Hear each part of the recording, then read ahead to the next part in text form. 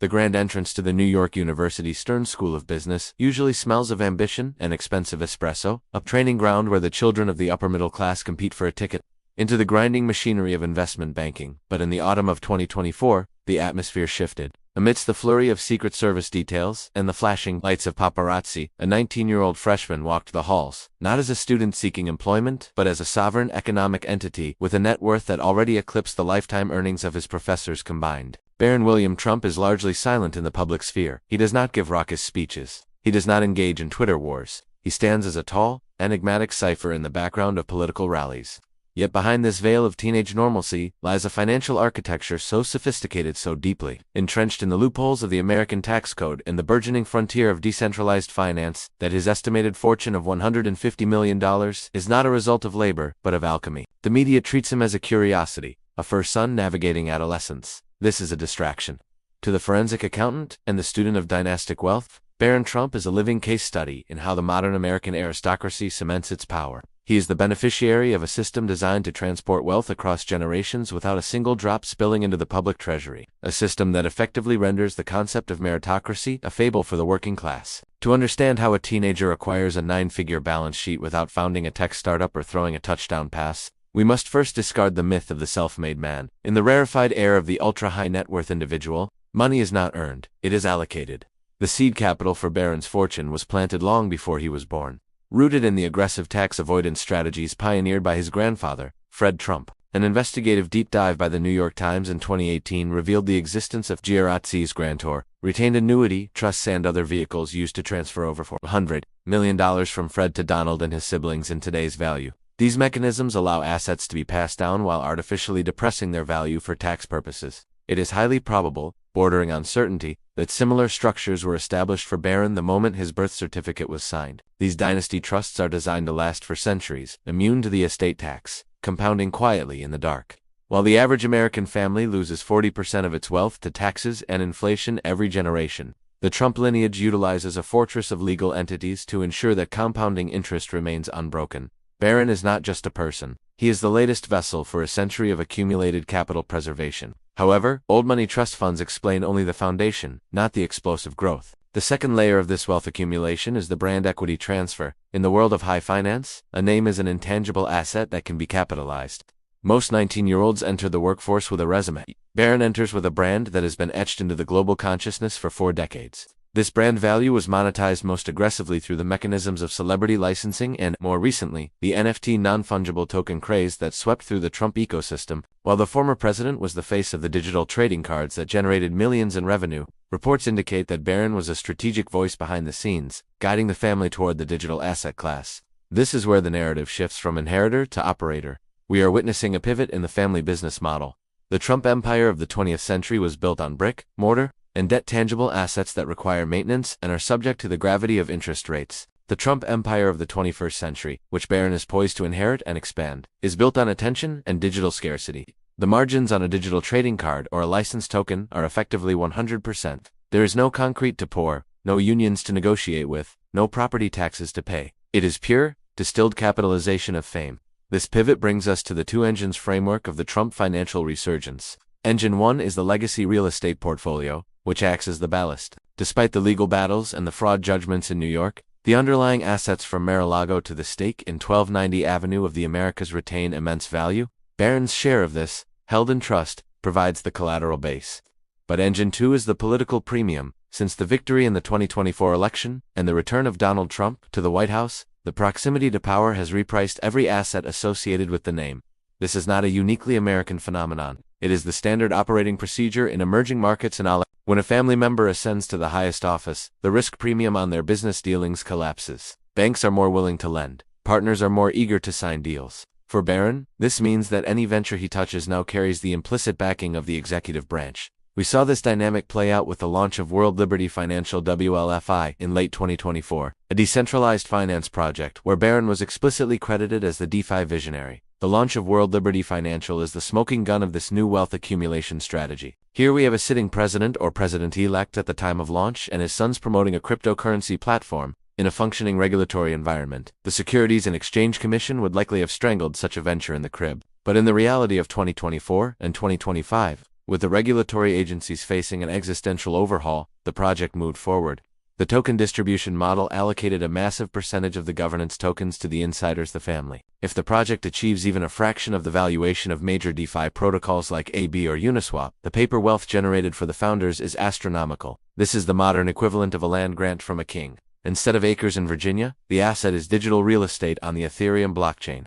Barron Trump, positioned as the crypto native of the family, is effectively being handed a pre-mined fortune. This is how you get to $150 million at 19. You do not work for a salary. You own the equity in a venture that capitalizes on the global speculative mania surrounding your own father's return to power. Furthermore, we must analyze the influence economy as a tangible asset class. Barron Trump has achieved a cult status among a specific demographic of right-wing, extremely online young men, the Barron Brigades on TikTok and X, formerly Twitter. To the traditional financial analyst, this looks like internet noise. To the modern venture capitalist, this is a customer acquisition funnel worth billions. The ability to direct attention is the single most valuable commodity in the digital age. By saying nothing, Barron has created a projection screen upon which millions of people project their hopes for a conservative futurism. He is viewed as the taller, smarter, more disciplined version of the patriarch. This Prince Hal narrative is worth its weight in gold. It means that if Barron were to launch a media company, a clothing line, or a venture fund tomorrow, he would have zero customer acquisition costs. In the venture capital world, customer acquisition is usually the biggest expense. Barron has bypassed it entirely. His silence has created a scarcity of access that drives the value of his brand higher with every passing day. He is executing a Veblen Goods strategy with his own persona. The more inaccessible he is, the more the market desires him. We are also witnessing the utilization of the family office structure to bypass the transparency of public markets. Unlike a public company, a family office has minimal reporting requirements. It can invest in hedge funds, private equity, and distressed debt without revealing its positions to the public. As high interest rates crushed commercial real estate in 2023 and 2024, cash-rich buyers swooped in to buy distressed assets for pennies on the dollar. While the mainstream media focused on the Trump Organization's legal bills, it is highly likely that the family trusts were deploying capital into these distressed opportunities. This is the classic blood in the streets strategy. When the regional banks wobbled and commercial mortgage-backed securities imploded, the smart money that thinks in decades, not quarters, was buying. Barron's trust is almost certainly populated with assets purchased at the bottom of the cycle, positioned to appreciate as the new administration pushes for lower interest rates and deregulation. The timing of his adulthood coincides perfectly with the beginning of a new credit cycle, orchestrated in part by the very administration he calls family. But there is a darker, more complex layer to this wealth. It involves the globalization of the Trump brand in jurisdictions where conflict of interest laws are flexible. We look to the deals in the Middle East, specifically the partnership with Dar Global in Oman and Saudi Arabia. These are multi-billion-dollar real estate developments, branding villas with the Trump name. The licensing fees for these projects are pure profit.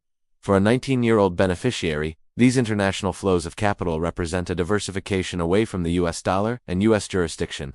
It is a hedge against domestic instability. While the American middle class battles inflation at the grocery store, the Trump dynasty is earning hard currency in the Gulf, effectively shorting the economic decline of the West by going long on the rising powers of the East. Barron is the silent partner in a geopolitical hedge fund, disguised as a real estate company.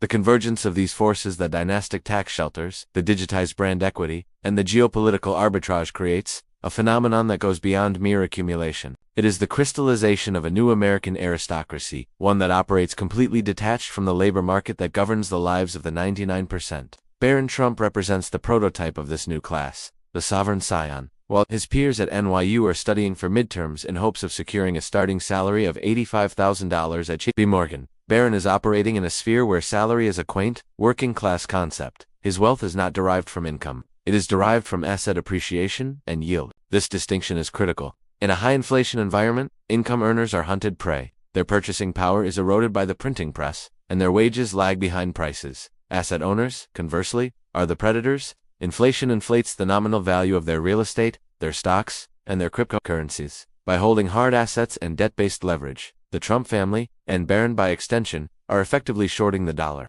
Every time the Federal Reserve prints money to bail out a bank or fund a war, the nominal value of Barron's inheritance ticks upward. He is not getting richer because he is working harder. He is getting richer because the measuring stick, the US dollar, is shrinking.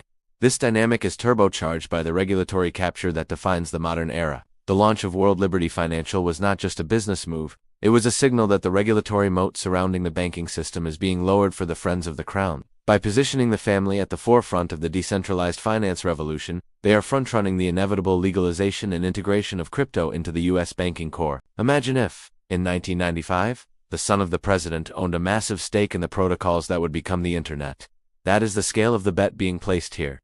If the Trump administration fulfills its promises to make the U.S. the crypto capital of the planet, creating a strategic Bitcoin reserve and firing hostile regulators, the value of the ecosystem Barron is invested in does not just double, it goes parabolic. This is the ultimate insider trade, conducted in plain sight, protected by the ballot box. It creates a feedback loop where political policy drives personal profit, which funds further political dominance. The blind trust norms of the 20th century have been bulldozed. We are back to the norms of the 19th century Gilded Age, where the Rockefellers and Morgans wrote the laws that governed their own monopolies. We must also consider the networking alpha that a 19-year-old in his position possesses.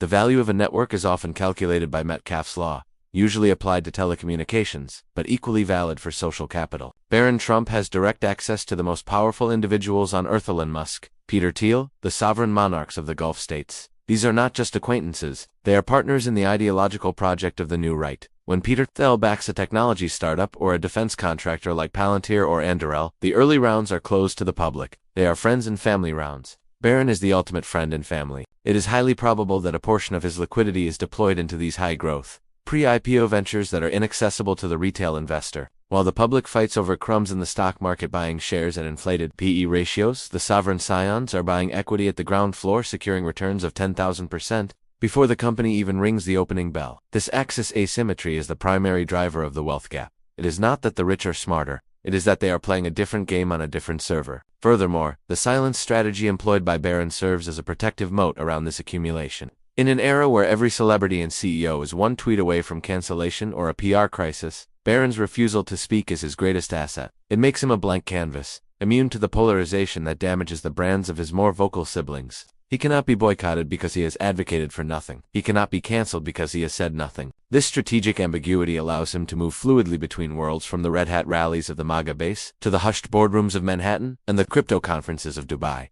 He is the bridge between the populist fervor that elected his father and the technocratic elite that runs the financial plumbing. This dual citizenship in two warring tribes is rare and immensely valuable. It positions him as the inevitable heir not just to the fortune, but to the movement, sanitized of the chaotic rhetoric, repackaged for a digital native generation that cares more about Bitcoin charts than culture war grievances. This brings us to the philosophical core of the story. The narrative of 19 years old and $150 million is not really about Barron Trump. It is about the death of the American meritocratic illusion. For decades, the social contract promised that if you studied hard, got good grades, and worked diligently, you could ascend the ladder. The existence of a teenager with a net worth larger than the GDP of a small island nation, achieved through birthright and financial engineering, gives the lie to that promise. It reveals that we have transitioned from a capitalist democracy to a patrimonial capitalism, reminiscent of the pre-World War I era described by economist Thomas Piketty. In this world, the rate of return on capital dollar reals consistently exceeds the rate of economic growth, dollar G dollar. Past wealth devours the future. The past is barren. The future is the student taking out $100,000 in loans to sit in the same classroom as him. One starts the race at the finish line. The other starts with an anvil tied to their ankle. The stakes of this realization are existential for the cohesion of society. When a population realizes that the game is rigged, that hard work is statistically unlikely to result in wealth accumulation comparable to smart birth, the incentive structure of civilization fractures. We see this in the lie-flat movement in China, in the quiet quitting phenomenon in the West. It is a rational response to an irrational market. Why run on the treadmill when the guy next to you is on an escalator powered by a trust fund?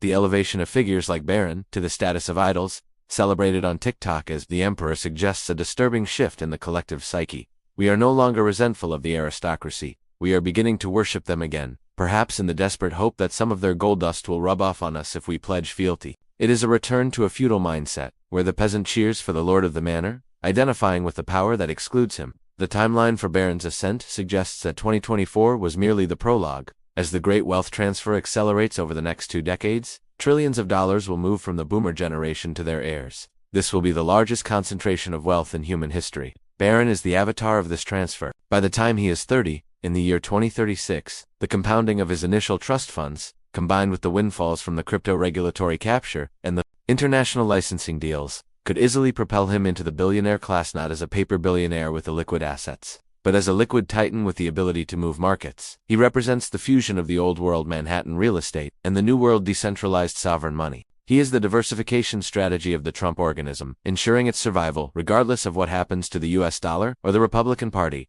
Ultimately, the story of Baron Trump's wealth is a mirror held up to the American financial system. It reflects a code written by the rich, for the rich, enforced by a state that has been captured by the very interests it is supposed to regulate. The $150 million figure is a conservative estimate. The true power lies in the intangibles, the access, the immunity, the brand. For the observer, the lesson is not to envy the prince, but to understand the castle. You cannot replicate his path. You cannot be born into a dynasty, but you can observe the mechanics of how they preserve and multiply value. They own hard assets, they utilize leverage, they minimize taxes, and they position themselves close to the source of money creation. You may never have the trump card to play, but you can stop playing the game of the wage earner and start thinking like an owner, because in the end, the silence of Baron Trump speaks louder than any financial advice guru. It says that in the 21st century, noise is for the workers, quiet accumulation is for the masters. The motorcade pulls away from the curb at NYU, the cameras flash, and the boy who was born a corporation disappears into the tinted glass, leaving the rest of the world to fight over what is left of the American dream.